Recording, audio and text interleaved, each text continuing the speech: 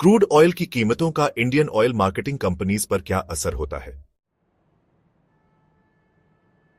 नमस्कार दोस्तों, स्वागत है आपके अपने चैनल में जहां हम फाइनेंस और इन्वेस्टमेंट की आसान भाषा में बातें करते हैं। आज का टॉपिक है कच्चे तेल क्रूड ऑयल की कीमतों का असर हमारी Indian oil marketing companies OMCs पर। दोस्तों, आप सब जानते हैं कि पेट्रोल डीजल की कीमतें आए दिन ऊपर नीचे होती रहती हैं, लेकिन क्या आपने कभी सोचा है कि इनके पीछे का असली खेल क्या है। चलिए शुरू करते हैं। दोस्तों, सबसे पहले तो यह समझते हैं कि कच्चा तेल यानी crude oil in Indian oil marketing companies के लिए कितना जरूरी है। पेट्रोल डीजल बनाने के लिए क्रूड ऑयल सबसे जरूरी चीज है। जब इंटरनेशनल मार्केट में क्रूड ऑयल की कीमतें बढ़ती हैं, तो ये कंपनियां भी ज्यादा पैसे खर्च करके इसे खरीदती है। अगर ये कंपनियां बढ़ी हुई कीमतें हमें यानी अपने ग्राहकों को नहीं दे पाती हैं, तो उनके मुनाफे पर सीधा असर होता है।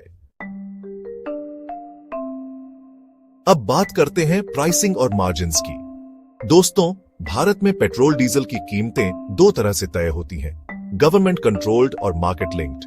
LPG और केरोसिन जैसी चीजों की कीमतें सरकार तय करती है।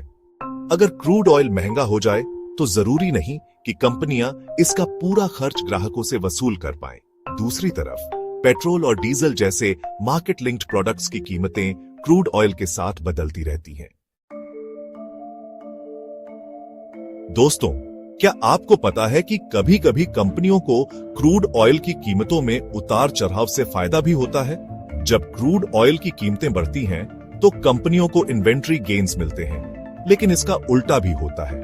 जब कीमतें गिरती हैं, तो कंपनियों को इन्वेंट्री लॉसेस को भी झेलना होता है। मतलब अगर उन्होंने महंगा तेल खरीदा और बाजार में उसकी कीमत गिर गई, तो उन्हें नुकसान झेलना होता है। दोस्तों, अब तक तो आप समझ ही गए होंगे कि क्रूड ऑयल का खेल कितना टेढ़ा है, लेकिन रुकिए, अभी एक और चीज है जो इस पर असर डालती है, और वो है एक्सचेंज रेट।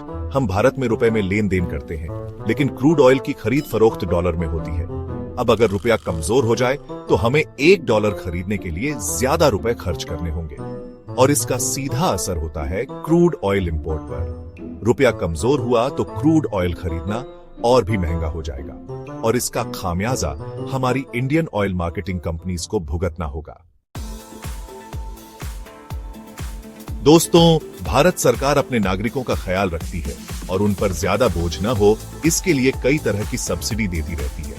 ऐसी ही एक सब्सिडी दी जाती है LPG और केरोसिन जैसे उत्पादों पर, लेकिन अगर क्रूड ऑयल की कीमतें आसमान छूने लगें, तो सरकार पर सब्सिडी का बोझ बढ़ता जाएगा, और इसका असर OMCs पर भी होगा, क्योंकि सरकार कई बार OMCs को ही कहती है कि वो ग्राहकों को सस्ते में LPG और केरोसिन बेचे, और बाद में सरकार उन्हें पैसे देगी।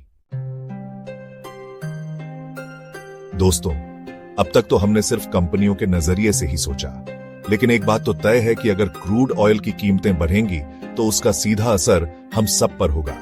पेट्रोल डीजल महंगा होगा तो हमारी जेब पर भी असर होगा, और जब हमारी जेब पर असर होगा, तो हम भी सोच समझकर खर्च करते हैं। मतलब साफ है कि अगर क्रूड ऑयल महंगा हुआ, तो पेट्रोल डीजल की मांग कम हो सकती है। दोस्तों, अंत में बात करते हैं एक और महत्वपूर्ण चीज की, रिफाइनिंग मार्जिन्स।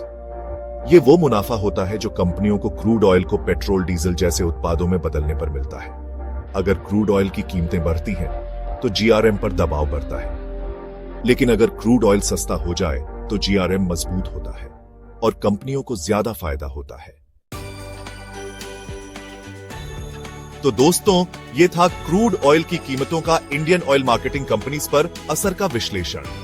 उम्मीद है कि अब आप समझ गए होंगे कि कैसे कच्चे तेल की कीमतों में उतार चढ़ाव इन कंपनियों के लिए मुनाफा और नुकसान का कारण बन सकता है।